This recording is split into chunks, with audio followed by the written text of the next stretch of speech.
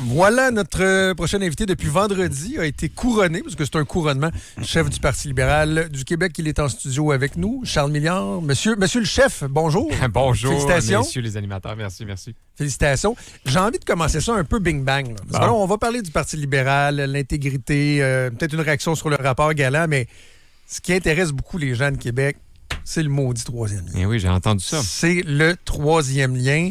Vous dites que vous êtes ouvert à, j'ai envie de vous dire, où, quoi, quand, comment, et comment convaincre vos nouveaux députés de la pertinence d'un projet comme vous proposerez. Ben, premièrement, merci pour l'invitation, merci pour les bons mots. Premièrement, ça intéresse pas juste le monde de Québec. Hein? Je m'en fais parler autant à Montréal. Vous êtes au courant. Ah oui, vous confirmez ça que ben les oui, Montréalais en parlent confirme beaucoup. certain. Hein? Ben oui, c'est le sujet national. Bref, moi, je voulais être clair avec les Québécois que moi, je suis favorable à un troisième lien parce que je pense que si on se retrouve dans 10-12 ans qu'il n'y a pas de troisième lien, il va y avoir un problème qui commence à poindre en ce moment.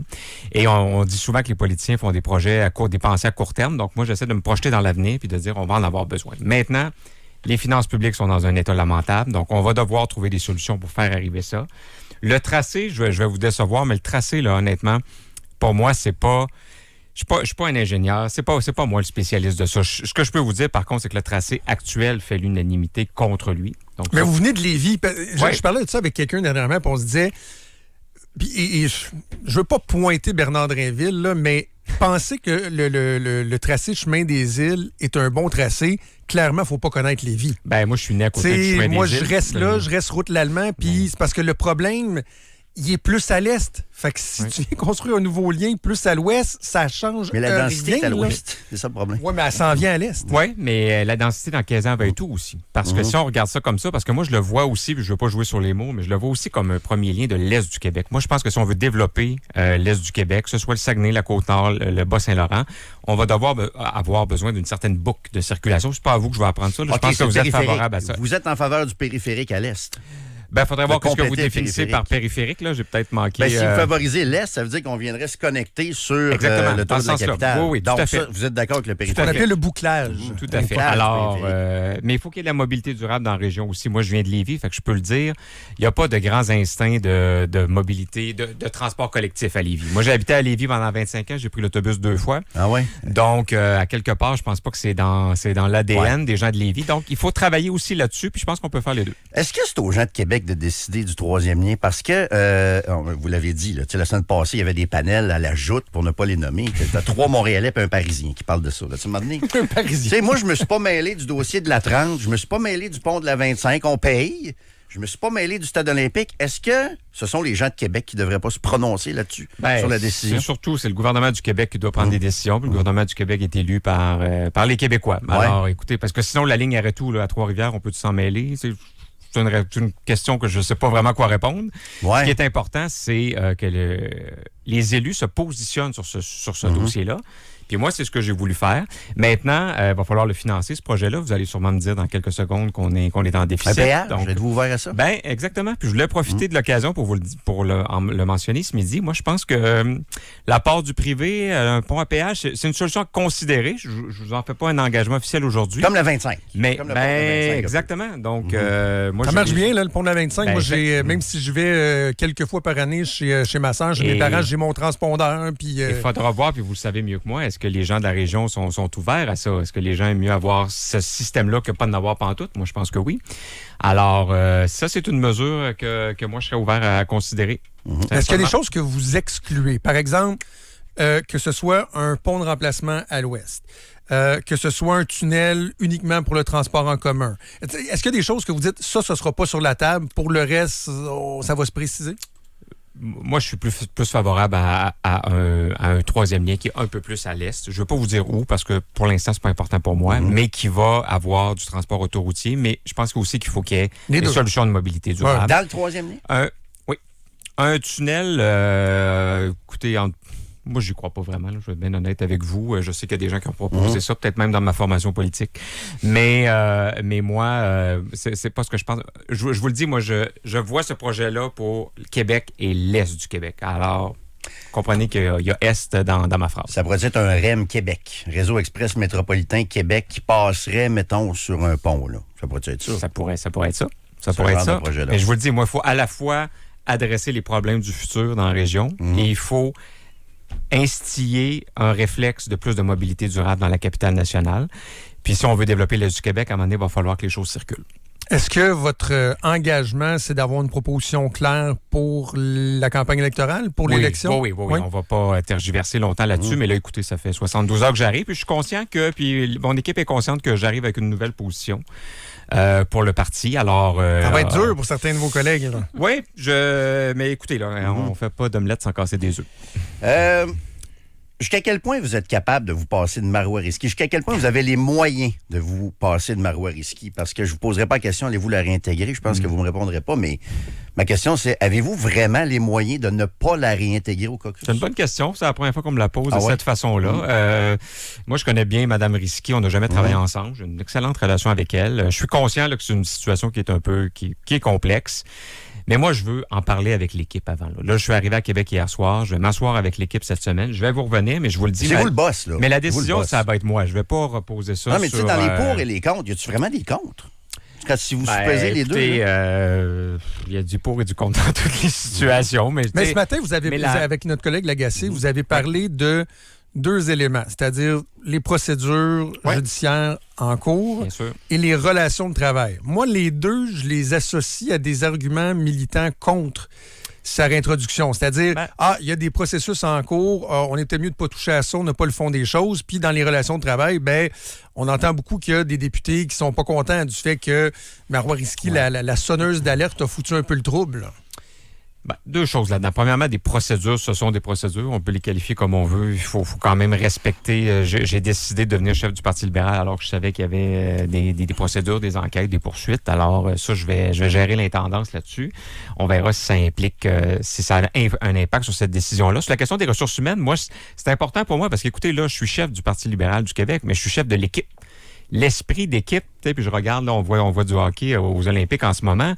La politique, c'est un sport d'équipe. Il y a des statistiques individuelles, mais c'est un sport d'équipe. On se souvient quelle équipe a gagné la Coupe. On se rappelle pas des statistiques de tout le monde. Le Canada a besoin de McKinnon. Donc, Marois-Risky, je dis pas que c'est McKinnon, là, mais quand même un joueur d'impact. Mais les valeurs qui sont transmises par Mme Risky, la probité, la transparence, l'honnêteteté, moi, c'est des raisons pour lesquelles je viens en politique. Fait que pour moi, c'est clair. Mais écoutez, je vous donnerai pas ma décision parce que je veux parler avec mon caucus cette semaine. Mais tu sais, je comprends que vous ne donnerez pas votre décision, mais je ne m'attends pas à ça. Mais en même temps, vous vantez l'importance de jouer en équipe. Ouais. Ce qui est reproché à certains de vos élus, c'est que Marois-Risky ne jouerait pas assez en équipe. Est-ce que ça aurait été de jouer en équipe, de garder le silence sur des trucs que elle, on verra ce que la Cour ou l'UPAC, peu importe, va juger, mais ce qu'elle, elle jugeait inacceptable. Mais est-ce que jouer en équipe, c'est de se fermer le clapet? Oui, merci de me permettre de faire la précision. Quand je parle de jouer en équipe, je parle dans le cours régulier des choses, là, pas juste dans le cadre de possibles allégations. Alors, si Mme Risky a été au courant de choses qu'elle a souhaité dénoncer, ça lui appartient. Là. Moi, comme je vous dis, j'étais pas là, j'enseignais à l'université en Estrie pendant ce temps-là. Mais moi, je vous parle de la cohésion d'équipe. Il faut qu'on puisse... c'est moi le chef. Il faut que l'équipe se tienne autour puis qu'on avance ensemble. Ouais. Alors, moi, c'est des qualités que je recherche, que ce soit dans le cadre des enquêtes actuelles ou pas. L'esprit de corps, c'est ce qui fait que ça fonctionne. Dans l'armée, ça fonctionne parce qu'il y a un esprit de corps, il y a une structure. Je vous dis pas que je suis le général de l'armée, mais pas loin. Pas loin de ça, OK. La culture des brownies, c'est fini, ça? Bien, c'est ça. En tout cas, est-ce que c'est terminé? Avez-vous, je sais pas, essayé de vérifier? C'est dur à vérifier, là, parce qu'on ne contrôle pas tous les militants non plus. Mais c'est fini, ça va de connaissance. On ne pas les militants, mais quand il y a un chef en place, moi, dans toutes les organisations que j'ai dirigées, quand je suis arrivé, c'est juste que je faisais pas les entrevues pour expliquer ça. C'est que je donne mes directives, je donne c'est quoi mes valeurs, sur quoi je vais juger les gens, puis sur quoi je vais les évaluer. Ouais. Et ça vaut aussi pour des bénévoles, ça vaut aussi pour des militants. Donc, les militants du parti m'ont confié les clés en fin de semaine, mais là, ça va se passer à ma façon. Alors, je vais être très clair. C'est quoi ça? Ça veut dire que je vais me tenir sur le bord de la porte, puis si les gens sont bienvenus, mais on va regarder qui rentre et qui doit sortir. Je peux pas être plus clair que ça.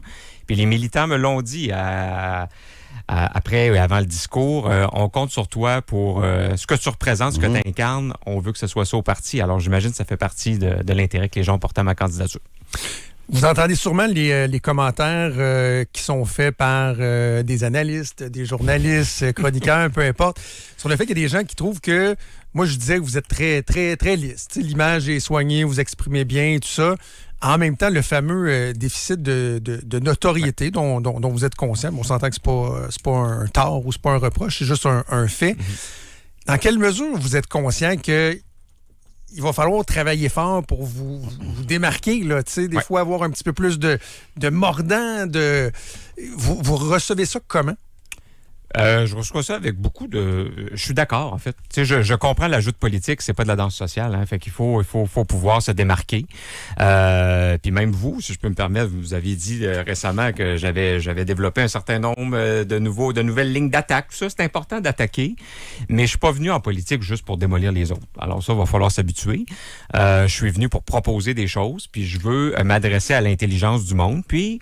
Moi, je pense que dans une certaine mesure, mon principal adversaire, Paul Saint-Pierre Plamondon, je veux jouer dans ce film-là aussi. Je pense que c'est quelqu'un qui a une démarche intellectuelle structurée, pas souvent d'accord avec lui, mais je pense que ça va faire un spectacle, ça serait peut-être réduire la politique, là, mais ça va quand même faire un bon débat. Et moi, je pense que les gens... ferait bien de prendre congé le soir du débat des chefs, ça va être intéressant. Êtes-vous inquiet pour l'unité canadienne, avec un gouvernement souverainiste qui est en tête dans les sondages, un référendum possible en Alberta aussi, crise existentielle canadienne actuellement? Est-ce que c'est une des raisons qui vous amène en politique? Êtes-vous inquiet, finalement, pour l'unité canadienne? Ben oui, je suis inquiet. C'est pas la seule raison. Moi, la raison qui me motive, c'est de venir développer puis faire grandir le Québec. Mais moi, je pense que c'est à l'intérieur du Canada qu'on va y arriver. Mais vous avez raison que la situation en Alberta, puis le fait que le Parti québécois est premier dans les sondages, ça a toujours bien le mérite d'être clair. Le Parti québécois veut, je ne vendrai pas ça à personne ce midi, là, séparer le Québec du reste du Canada. Alors moi, je pense que le Canada, c'est pas parfait, c'est perfectible, mais c'est une maudite bonne affaire pour le Québec. Moi, je pense que c'est un levier de prospérité, de développement, de sécurité pour le Québec. Trouvez-vous que M. Carney fait un bon travail actuellement? La maison mère? Oui. Non, pas non, hein? il n'y a pas de maison mère. Le grand mère. frère, le cousin? Écoutez, le gouvernement fédéral, puis ceux qui aiment la question constitutionnelle se rappelleront que les provinces sont pas inférieures au gouvernement fédéral. D'ailleurs, c'est les provinces qui sont unies pour créer le gouvernement fédéral. Ça, des fois, on a tendance à l'oublier.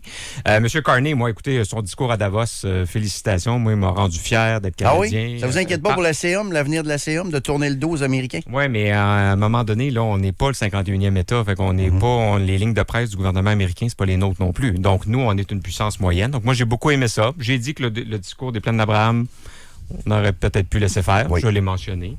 Donc, moi, c'est le genre de nationalisme constitutionnel, si vous voulez, que je veux pratiquer. 100 000 mises en demeure par année. C'est l'engagement que vous avez pris. Mise en chantier, mise en demeure. On vous souhaite pas ça, mais 100 000 Non, ça, c'est pas un objectif, ça.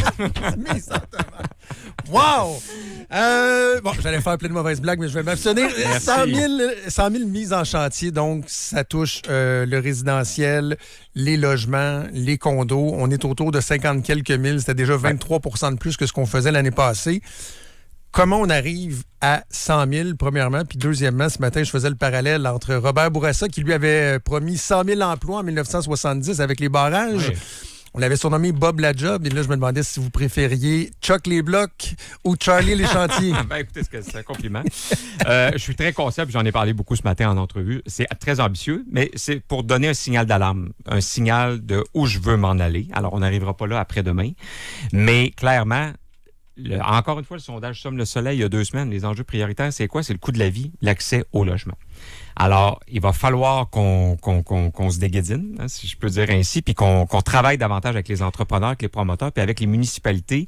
Il y a du ralentissement administratif qui freine des projets en ce moment. Permis dans les villes, entre autres. Oui, entre autres, mais aussi, il faut écouter les entrepreneurs, puis il ne faut pas dire oui à tous les projets. Puis évidemment que je ne veux pas faire 100 000 condos de luxe là, au Québec. Là, je veux faire du logement mixte, je veux qu'il y ait du logement abordable. Il y a des gens qui n'ont jamais eu le bonheur de s'acheter une maison ou un condo, puis il y a des gens qui n'ont jamais eu le bonheur d'avoir un toit point. C'est à ces gens-là que je pense aussi. Mais est-ce que c'est juste un slogan ou je veux dire, avez-vous un plan? Qui va bâtir ça? Qui va financer ça, tout ça? Là? C'est une excellente question. Je voulais donner la direction que c'est une priorité pour moi hier. C'est un slogan parce que... Ben, c'est un slogan. C'est un slogan, mais un slogan, ça peut devenir une réalité aussi. Alors, moi, si j'avais pas voulu parler de logement, je vous aurais pas parlé de ça hier. Mais qui va payer ça? Ben, écoutez, c'est un partenariat entre le public et le privé, bien sûr, comme bien des affaires d'ailleurs. Puis il n'y a pas de mal à ça. Hein. Puis à ce micro-ci, je pense que vous êtes d'accord avec moi là-dessus. Le partenariat entre le public et le privé permet au public de focusser sur des choses qui sont seulement de nature publique. Puis la collaboration avec le privé, ben c'est pas le démon Mais vous allez que certains prétendent. subventionner finalement des constructions. Ben là, je vous parle beaucoup d'accélérer des processus administratifs. Moi, il y a des villes qui me racontent, puis ça leur nuit de me raconter ça, mais que les gens déposent des projets, ils se font répondre un mois plus tard au prochain conseil de ville, demandent des précisions, il faut envoyer ça par courriel un mois plus tard. Le comité, souvent, là, on perd des 6, 7, 8, 10 mois à autoriser des projets. Faites ça fois le nombre de villes qu'on a au Québec. On perd pas juste des 6, 7, 8, 10 mois, on perd des projets carrément. Moi, ce qu'on me dit, c'est qu'il y a des entrepreneurs qui finissent par dire « Je voulais investir, trop compliqué, m'aller ailleurs. Aller de l'autre côté de la rivière, en Outaouais. » Puis là, vous le dites poliment, parce qu'il y a bien des promoteurs que... Des fois, ils se disent, ciao, bye. C'est trop compliqué. Puis ces projets-là, on en a besoin. Puis on le voit particulièrement en Outaouais, parce que en Outaouais, c'est pas compliqué. Il y a des projets immobiliers qui traversent la rivière des Outaouais. Il y a des infirmières, il y a des médecins. Ça aussi, c'est le Québec, là. Les subventions aux entreprises, genre filière batterie, Ouais. allez-vous poursuivre un petit peu dans la même veine que les caquistes? Ben là, je vais me situer entre nos deux amis parce que la CAQ est allée tout azimut là-dessus, a joué gros sur certains projets. Le PQ, si je me trompe pas, veulent arrêter tout ça. Lui parle des PME, d'aider un peu plus les PME. Là. Comme si c'était tout blanc, tout noir dans la vie. Là. Moi, je pense qu'il faut... Ils ont raison sur le point qu'il faut axer sur les PME parce que 90-95% des entreprises, c'est des PME.